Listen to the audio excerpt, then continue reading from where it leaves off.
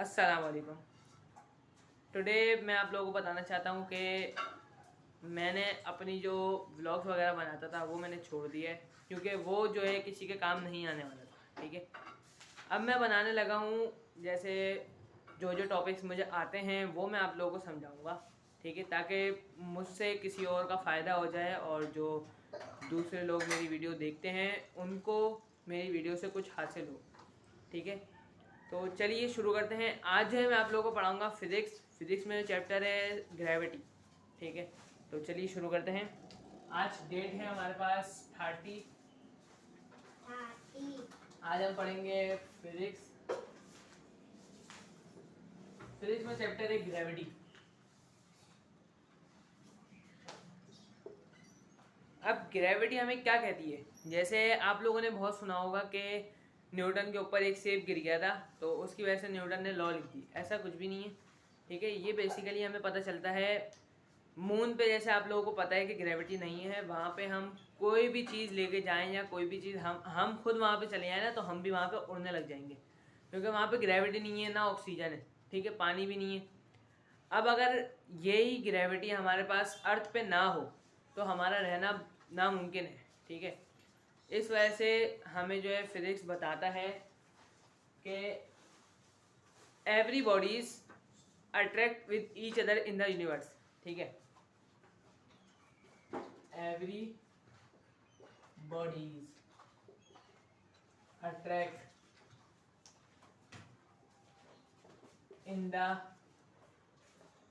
attract with each other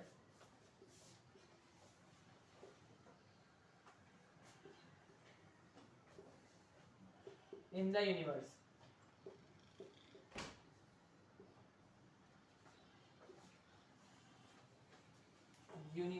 Spelling error.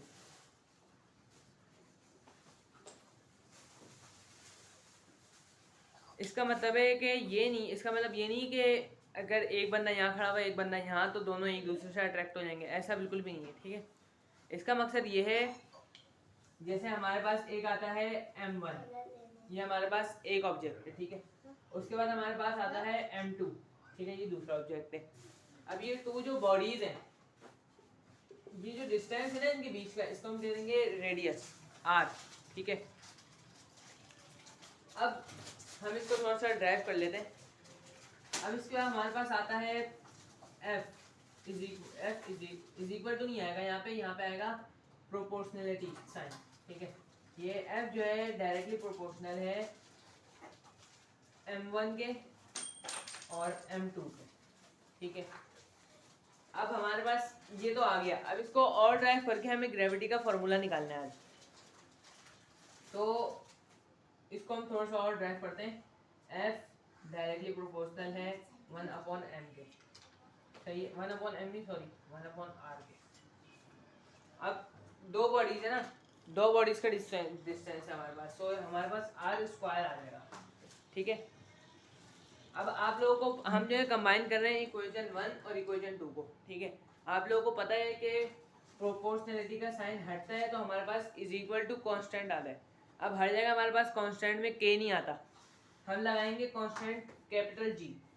तो यहाँ पे हमारे पास आएगा F is equal to G M1 M2 upon r²। अब आप ये ग्रेविटी समझ रहे होंगे, ये भी ग्रेविटी है और हमारे पास स्मॉल g जो है वो भी ग्रेविटी है। अब दोनों में फर्क क्या है ये भी समझ लें आप। ये हमारे पास आता है कैपिटल G, ये हमारे पास आता है स्मॉल g। कैपिटल G जो है हमारे पास आता है ग्रेविटेशनल कांस्टेंट, ये हमारे पास है ग्रेविटेशनल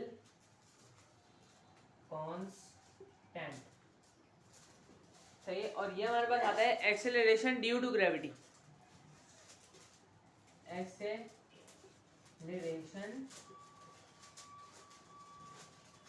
ड्यू टू ग्रेविटी। अब मैं ये भी बता दूं आप लोगों को कि ग्रेविटी कैपिटल G जो है इसकी वैल्यू हर जगह सेम रहती है। सही है, इसकी वैल्यू क्या है? अब इसकी वैल्यू हमारे पास आती है 6.673 मल्टीप्लाई 10 की पावर -11। इसकी वैल्यू आप मून पे देख लें, मून पे भी इसकी वैल्यू यही है। आप इसकी वैल्यू मार्स पे देख लें, मार्स पे भी यही है। जुपिटर पे देख लें, उसकी वैल्यू भी यही है, और अर्थ पे भी यही है। ठीक है, अब हमारे पास स्मॉल जी की वैल्यू आती है। स्मॉल जी की वैल्यू हर जगह सेम नहीं होती, हर जगह अलग है। जैसे मून पे 1.6 है, और अर्थ पे जो है इसकी वैल्यू है 9.8 मीटर पर सेकेंड स्क्वायर। और हम इसको अगर राउंड ऑफ कर लें तो ज़्यादातर हम ये भी देखते हैं कि इसकी वैल्यू आती है 10 मीटर पर सेकेंड स्क्वायर। ठीक है, तो आज का जो हमने आप लोगों को पढ़ाया वो है फिजिक्स में ग्रेविटी चैप्टर है। ठीक है, ग्रेविटी हमें क्या बोलती है? ग्रेविटी बोलती है every bodies attract with each other in the universe. इसका मतलब है कि जैसे ये बॉडीज हैं 2, ठीक है, 2 बॉडीज हैं, ये एक दूसरे से अट्रैक्ट हो रही हैं।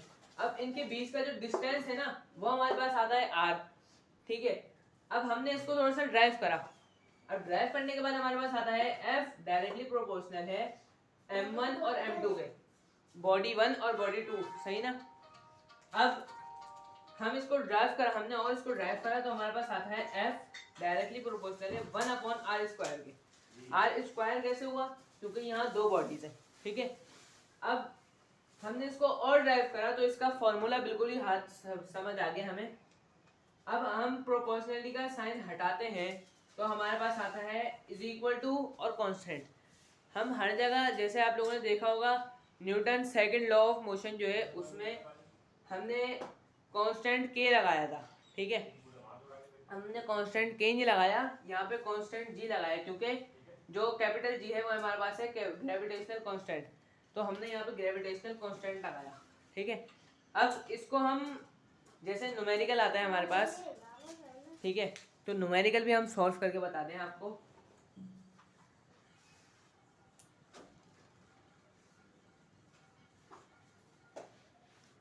अब हमारे पास आता है न्यूमेरिकल आ गया कि इसमें डेटा बनाते हैं। ठीक है, मैं आप लोगों को अपने पास से बता रहा हूँ। ये हमारे पास आ गया m1 is equal to m1 हमारे पास आ गया 10। ठीक है, m2 हमारे पास आ गया 20। ठीक है, और क्या था? और इसमें था ग्रेविटी। ग्रेविटी की क्या वैल्यू है मैंने आप लोगों को बताया था, सॉरी कैपिटल जी है यहाँ पे। कैपिटल जी की वैल्यू है 6.673 मल्टीप्लाई 10 की पावर -11। सही है।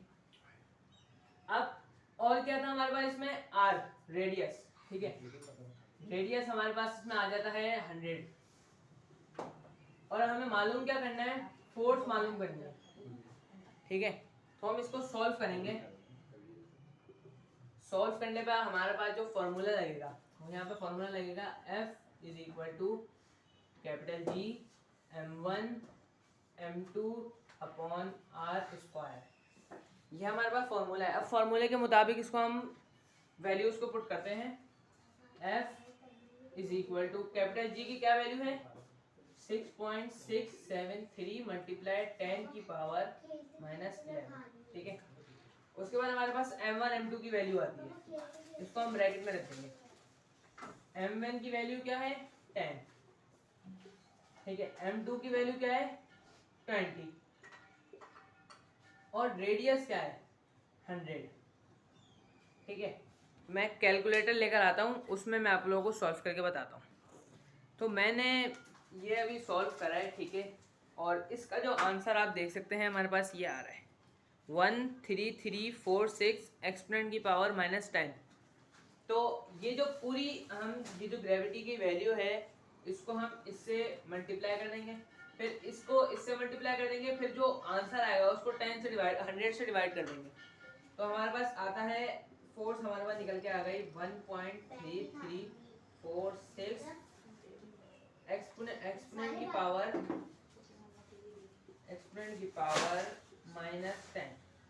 ये हमारा न्यूमेरिकल का आंसर आ गया है। ठीक है, तो आज मैंने आप लोगों को ये समझाया है। हमने आपको एक न्यूमेरिकल भी करके दिखा दिया, ये वैल्यू भी पुट कर दी, और मुझे उम्मीद है कि आप लोगों को कुछ ना कुछ तो समझ आया होगा, क्योंकि मेरी तरह के जो टीन एज के बच्चे होते हैं उनको ऐसा होता है कभी कभार, जैसे कोई एजेड टीचर पढ़ा रही हूँ या एजेड सर पढ़ा रहे हो, उनको फिर समझ नहीं आता उनका, ठीक है। इस वजह से मैंने बोला जो मुझे आता है वो मैं आप लोगों के साथ भी शेयर करूँ, इस वजह से मैंने ये वीडियो बनाई। और आगे भी इंशाल्लाह बहुत सारी वीडियोज़ आएंगी। तो आज के लिए इतना ही, मिलते हैं नेक्स्ट वीडियो में। जब तक के लिए अल्लाह हाफ़िज़। दुआओं में याद रखिएगा, अपना ख्याल रखिएगा।